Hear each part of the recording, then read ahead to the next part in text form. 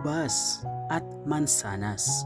Ito ang isa sa mga kilalang prutas na pambihirang makikita dito sa ating bansa.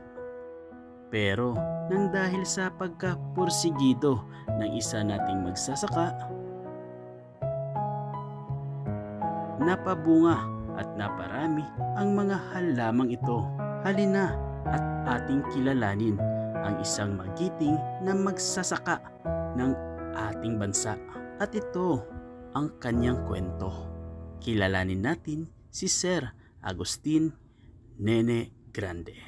Ako si Nene Grande, nagatanom dire para nga ma-promote man ang amon lugar nga mangin. Isa man sa pinaka productive nga lugar sa Negros Occidental, ilabi na gid sa mga high value crops, pareho sang grapes, apple, sunis, nagmadamo pa nga iban.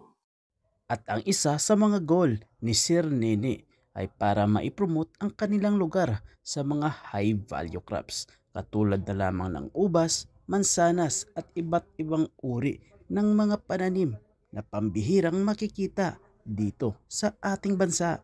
Dire sang una, pag star ko gid dire, kay halos di nga tao dire sa barangay Nulingan, 99% guro mga relatives ko kag mga grupo man, mga amigo.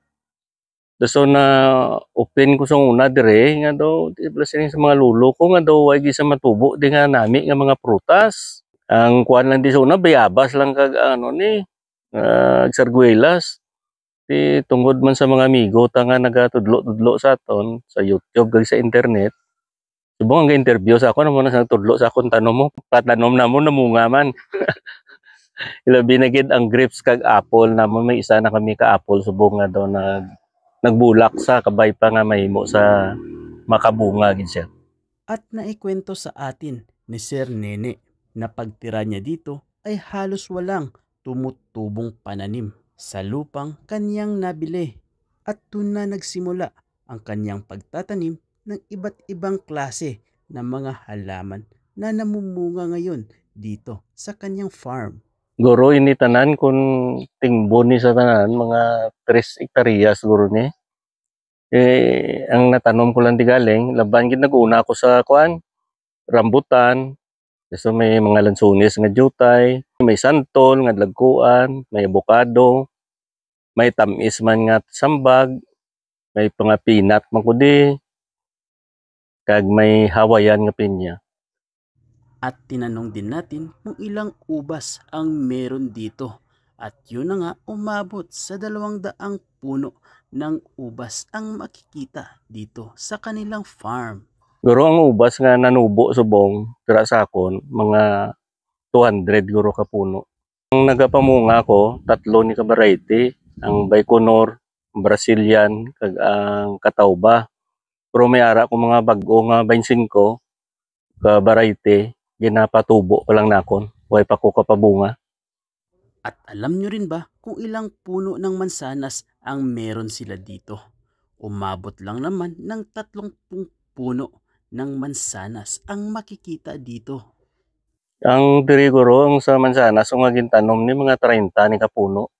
At alam nyo rin ba na ito ay kanyang pinatubo galing sa mga buto mismo ng mansanas na nabibili dito sa ating lokal na merkado. Ang ina nga idea daw, isabi ka okasyon to daw December, ang bata ko nagbakal sang damo ka mansanas, ti daw nami sa Borya. Sang uli nagpandemic. Sing pag-pandemic, why naman ta maubra nga ibang kay napriso ta sa balay. Sa YouTube, nakita kung paano makapabunga sang bayabas kag sang grapes pagi sa YouTube kag sa internet. Kag sa Mindanao, nakita ko may ato na to nga nakapabunga na siya kag sa Luzon. Napakagaling at ako ay napapamangha sa kanyang diskarte at tiyaga sa pagsasaka. Kaya sa mga mahilig magtanim at mag-nature travel, ito ang perfect place para sa inyo. At nang sa ganon ay masilayan ninyo ang ganda ng bayan nila, ang bayan ng Moises Padilla.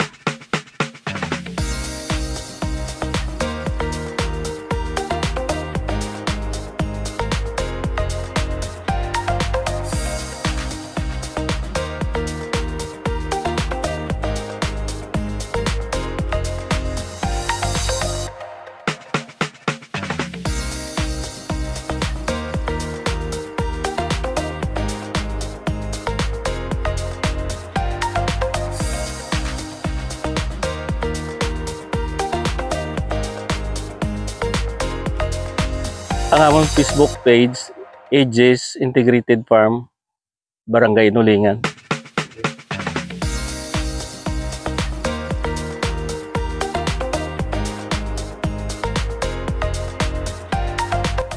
Ma'am, kamusta ang experience diri sa farm? Ay, mayong hapon. Okay, good. Kanami sa ambience. So, relaxing ka tama, comfortable. And, ano na siya, nang ma-feel mo gid ang nature.